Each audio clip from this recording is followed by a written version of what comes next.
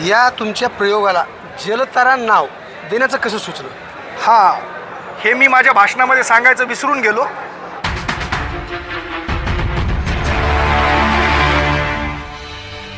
संपूर्ण महाराष्ट्रात ज्यांची ओळख जलतारा प्रकल्पाचे जनक म्हणून आहे असे व्यक्तिमत्व माझ्यासोबत पुरुषोत्तमजी वायाळ सर आहेत. मागच्या अनेक वर्षापासून पाणी प्रश्नावर त्यांनी मोठा संघर्ष उभा केलेला आहे आणि नुकतंच अहमदपूर शहरामध्ये त्यांचा कार्यक्रम पार पडलेला आहे. माजी राज्यमंत्री बाळासाहेबजी जाधव यांच्या उपस्थितीमध्ये हा कार्यक्रम पार पडलेला आहे. अहमदपूर तालुक्यातील अनेक शेतकरी या कार्यक्रमाला उपस्थित होते. मागच्या वर्षीसुद्धा कार्यक्रम तुमचा पार पडला होता. मागच्या वर्षीच्या आणि आजच्या कार्यक्रमामध्ये काय फरक जाणवला? शेतकऱ्यांमध्ये काय बदल झाला? काय वाटलं? मागच्या वर्षी ज्यावेळेस मी इथं आलो होतो त्यावेळी इथल्या शेतकऱ्यांना जलतारा हा नवीन प्रकल्प होता, परंतु इथले जे आयोजन आहे या आयोजनामधलं एक विशेषता मला सांगायची आहे की आम्ही कार्यशाळा या मंगल कार्यालयामध्ये संपन्न करून इथं एक बाजूलाच गाव आहे, त्या गावामध्ये आम्ही प्रात्यक्षिक कार्यक्रम आयोजित केला, जिथे एका शेतकऱ्यांच्या शेतावर आम्ही 10 एकरमध्ये 10 शोष खड्डे केले आणि प्रत्यक्ष त्यात दगड भरून त्या शेतकऱ्यांना पावसाळ्यामधल्या 4 महिन्यात त्या खड्ड्यांमधून भूजल पातळीमध्ये झालेली वाढ, जास्त पाऊस पडल्यावर पाण्याचा झालेला निचरा हे स्वतः अनुभवलं. आणि या वर्षीच्या पाणी परिषदेमध्ये तोच शेतकरी माझ्या अगोदर व्यासपीठावर येऊन जलतारानं त्याच्या जीवनामध्ये आणलेली समृद्धता आणि एक पिकावून गेलेल्या 4 पिकावरचा पाण्याच्या भूजल पातळीतल्या चमत्कार हे ज्यावेळेस त्याने मनोगत व्यक्त केलं त्यावेळेसच मी एवढा आनंदी झालो की आपण या ठिकाणी येऊन जलताराची मोहीम जी या अहमदपूर तालुक्यामध्ये जाधव परिवाराच्या माध्यमातून आपण करतोय ही खरंच सार्थकी लागली. आणि कुठल्याही एखाद्या संशोधकाला किंवा कुठलंही एखादी प्रकल्प राबवणाऱ्या एखाद्या वेड्या माणसाला यासारखं दुसरं प्रमाणपत्र कोणतंच असू शकत नाही. लाभार्थी शेतकरी ज्यावेळेस त्याचे लाभ सांगतो आणि भरभरून तो बोलतो हेच त्याचं प्रमाणपत्र आहे. सर, महत्त्वाचा मुद्दा आहे, या तुमच्या प्रयोगाला जलतारा नाव देण्याचं कसं सुचलं? हां, हे मी माझ्या भाषणामध्ये सांगायचं विसरून गेलो. मी ज्यावेळेस माझ्या स्वतःच्या शेतामध्ये याचं संशोधन करत होतो, प्रत्येक एकरामध्ये उताराला 4 बाय 5 बाय 5 आणि 6 फुटाचा शोषखड्डा JCBच्या माध्यमातून करणे आणि त्यात दगड भरणे. 2020ला मी चांदण्या रात्रीमध्ये हे काम करू लागलो आणि त्यावेळी मी माझ्या शेतात आखाड्यावर एका बाजावर झोपलो आणि आकाशाकडे पाहत होतो तर सुंदर चंद्रप्रकाश पडलेला होता, करोडो तारे शितारे चमकत होते आणि त्याच्या प्रकाशामध्ये आम्ही जमिनीवर शेतकऱ्याच्या जीवनामध्ये पाणी जो प्रकाश देणारे त्या पाण्याचे शोषखड्डे तयार करत होतो. म्हणजे आकाशात तारे होते आणि धरतीवर जलताराचे तारे होते. असं जलतारा हे नाव सुचलं आणि ते आज शेतकऱ्यांचा विश्वास बनलं आहे. खऱ्या अर्थानं अविनाश भैया जाधव यांच्या माध्यमातून तुम्हाला दुसऱ्यांदा अहमदपूर तालुक्यातल्या शेतकऱ्यांसाठी ही जलतारा राबविण्याची संधी मिळाली. कशा पद्धतीने प्रतिसाद मिळाला या ठिकाणी आजच्या कार्यक्रमाला शेतकऱ्यांचा? सर, प्रतिसाद तर आपण सगळे पाहत आहेत. हजारोच्या संख्येनं गावागावातून शेतकरी आलेत. म्हणजे मला सांगायचं एक आहे की अविनाश भैयाची आणि शेतकऱ्याची आणि गावातल्या शेवटच्या घटकापर्यंतची अटॅचमेंट याच्यामधून दिसून येते एक. आणि दुसरं, आज सोशल मीडियाच्या माध्यमातून जलताराचे माझे व्हिडिओ गावागावात घराघरापर्यंत शेतकऱ्यापर्यंत पोहोचलेत. आत्ता जे काही हेच आहेत जिल्हा परिषद सदस्य हे म्हणतायत की आम्ही जलताराबद्दल आणि तुमच्याबद्दल खूप ऐकून होतो, आम्हाला प्रत्यक्ष तुम्हाला भेटण्याची आणि जलतारा प्रक्रिया तुमच्या तोंडून ऐकण्याची उत्सुकता होते आणि आम्ही आज खूप प्रभावित झालो हे तेच माझ्याजवळ येऊन सांगत होते.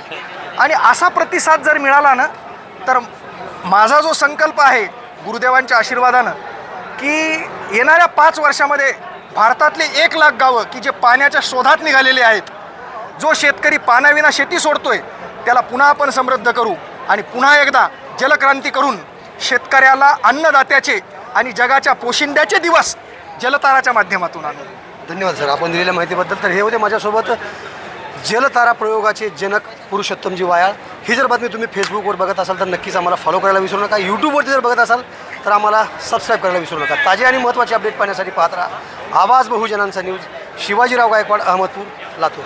निश्चितपणे काहीतरी क्रांती होईल आणि पुरुषोत्तमजी मी तुम्हाला एकदा भारतात आल्यावर भेटायला येईल आणि तुम्हाला मला मदत करायची असं म्हणला.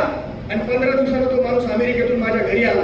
ज्यावेळेस मी 10 गावचा पाणलोटावर श्रमदानातून काम करत होतो माझ्या तालुक्यात, मंठा तालुक्यातल्या पांगरी, गोसावी, शंभू, सावरगाव, बोरगाव, कटाळा, खुर्द, कटाळा, उजरुगी, गुळखंड, तांडा, वाई आणि यातलापूर या गावात हजारो लोक आम्ही सकाळी श्रमदान करायला जायचो. त्यावेळी तो माझ्याबरोबर अविनाश भाईला यायचा आणि मला तो म्हणायचा किती वर्ष झाले तुम्ही हे काम करतायत? मी म्हणलं तिसरं वर्ष आहे.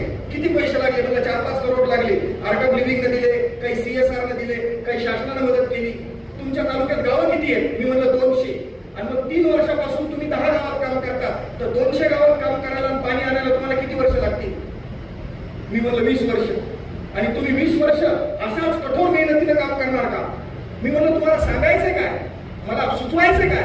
ते म्हणलं पुरुषोत्तमजी 12 वर्षाच्या तुमच्या या पाण्याच्या योगदानाला आणि तुमच्या अनुभवाला तुम्ही पणाला लावा आणि अशी एखादी सिंपल टेक्निक डेव्हलप करा की जी टेक्निक एका वेळी 100 गावामध्ये राबवल्या जाईल, एका वेळी 1000 गावामध्ये राबवल्या जाईल आणि शेतकऱ्यांना दिसायला सोपी, खर्चिक दृष्ट्या कमी, तांत्रिक दृष्ट्या योग्य आणि प्रचंड भूजल पातळी वाढवणारी योजना अशी शोधा तुम्ही करू शकताय. तुम्हाला मी पूर्ण मदत करा. आणि गुणराव साहेब त्यावेळेस माझ्या डोक्यामध्ये प्रकाश पडला आणि त्यावेळेस मी ठरवलं की खरंय मी 10 वर्ष झाले काम करायला लागलोय. 10 वर्षात मी आतापर्यंत फक्त 12 गावामध्ये काम करू शकलोय.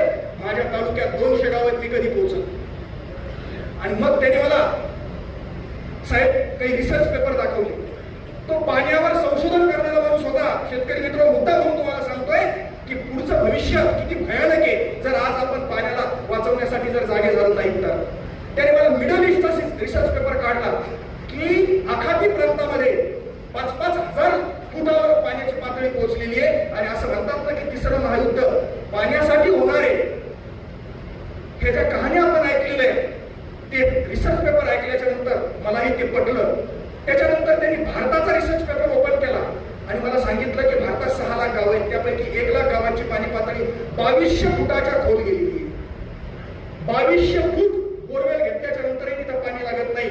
अशी 1 लाख गावं जिओ टॅगिंग नुसार राज्यातल्या तालुक्यानुसार गावाच्या नावानुसार त्यांनी मला पेपर दाखवला. आणि तुम्ही कधी पोहोचणार म्हणले या गावांना? कारण आज तुमच्या वाटूरमध्ये राहणारा तुमचा बाप शेतकरी आहे, पण राजस्थानमध्ये राहणाऱ्या एखाद्या गावामधला पण एखादा शेतकरी पण तुमचा काहीतरी लागतो. म्हणून आपल्याला असं काहीतरी शोधायचंय की त्याला पण या योजनेचा फायदा झाला पाहिजे. अहो नुसत्या व्हिडिओला पाहून पण त्याने तिथं जनताला केलं पाहिजे आणि तो पाणीदार बनला पाहिजे. नंतर त्यांनी महाराष्ट्राचा रिसर्च ओपन केला आणि मला सांगितलं की महाराष्ट्रात 44,000 गाव आहेत, त्यापैकी 28,000 गावांची पाणी पातळी 700 ते 1300 फुटापर्यंत खोल गेली. आणि ज्या गावांमध्ये सरकारला डिसेंबर नंतर पिण्याच्या पाण्यासाठी टँकरचे प्रस्ताव मागवावे लागतात आणि द्यावा लागतात. व्हिडिओ साहेब, ही खरी वस्तुस्थिती आहे. शेतीसाठी पाणी नाहीये. आणि त्यानंतर मित्र मी अशा विचाराला पेटलो की म्हणलं आता काही ना काहीतरी आपल्याला पूर्ण 28,000 गावं महाराष्ट्रातले आणि भारतातले 1 लाख गावं हे 4 ते 5 वर्षात एक आंदोलन म्हणून पेटले पाहिजेत. आणि आंदोलन म्हणून शासनाच्या योजनेचा लाभ न घेता कुठल्याही मदतीची अपेक्षा न करतात माझ्या मायबाप शेतकऱ्यांना ही गोष्ट पटली पाहिजे आणि त्यांनी स्वतःच्या पैशाला पुढाकार घेऊन स्वतःच्या शेतामध्ये हे जलसंधारण करायला पाहिजे, हा जलधारा प्रकल्प करायला पाहिजे आणि स्वतः पाणीदार होऊन समृद्ध व्हायला पाहिजे. आवाज बहुजनांचा.